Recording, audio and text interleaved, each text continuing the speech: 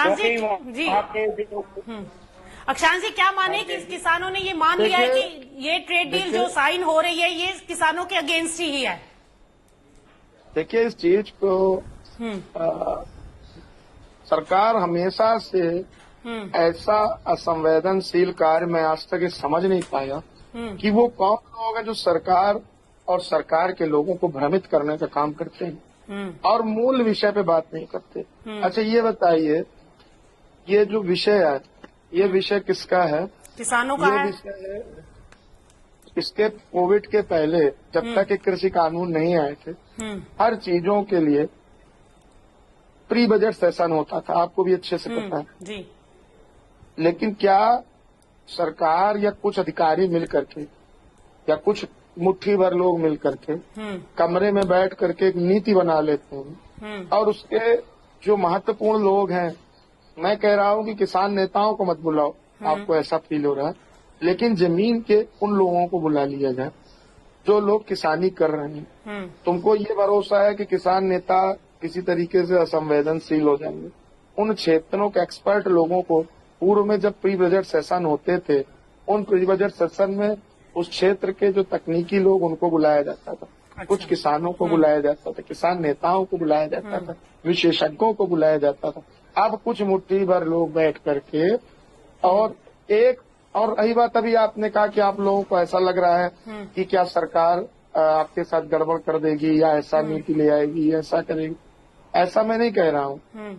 मैं ये कहना चाहता हूँ कि आप पहले हमको यह इस चीज को किसानों के बीच में क्यों नहीं ला रहे हैं कि आपकी जो भी उन लोगों के बीच में जो समझौता तैयार होने जा रहा है वो क्या समझौते आप करने जा रहे हो? पहली बात। दूसरी बात, आप पहले चीजों की स्पष्टता रखते थे, अब आप वही वो एक गाना था ना, धीरे धीरे बोल कोई सुन न ले, तो आप धीरे धीरे बोल के अपना काम चला ले। अरे भाई, ये किसी एक व्यक्ति के जीवन से रिलेटेड, किसी एक दल के लिए, किसी एक व्यक्ति के लिए निर्णय थोड़ी लिए जा रहे हैं। यानी आप ये कहना चाह रहे हो कि किसानों के इस मुद्दे पर किसानों से ही कोई सलाह मशवरा नहीं लिया गया? किसानों को तो पता ही नहीं है कि ये मुद्दा है क्या।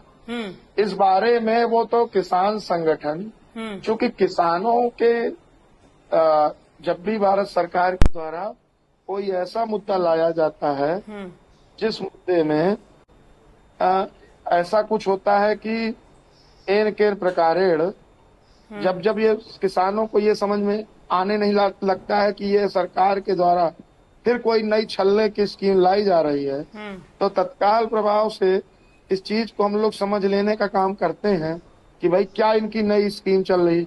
जैसे ही हम लोगों को ये समझ में आ गया था कि ये लोग क्या स्कीम पर काम कर रहे हैं, हम लोगों ने भी तुरंत इस चीज पर योजना बना ली थी कि ये लोग क्या करने जा रहे हैं और इनकी क्या पॉलिसी और ये किस पॉलिसी पे काम करेंगे।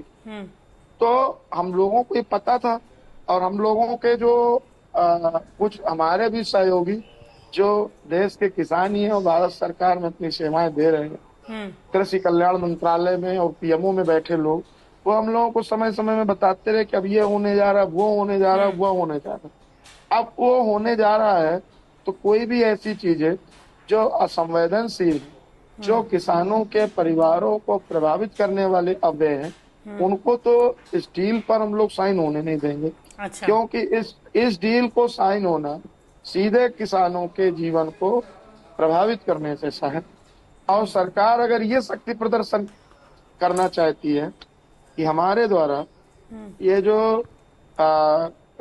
इनकी एक ये भी पॉलिसी आपको मैं बता दूं कि देखना ये है कि जैसे पिछली बार किसान कितना संगठित था और आज की डेट में किसान कितना संगठित है, इनकी जो पॉलिसी चल रही है वो यही चल रही है कि क्या आने वाले समय में किसान कितने बड़े लेवल में हमारे साथ आ गया और विरोध में।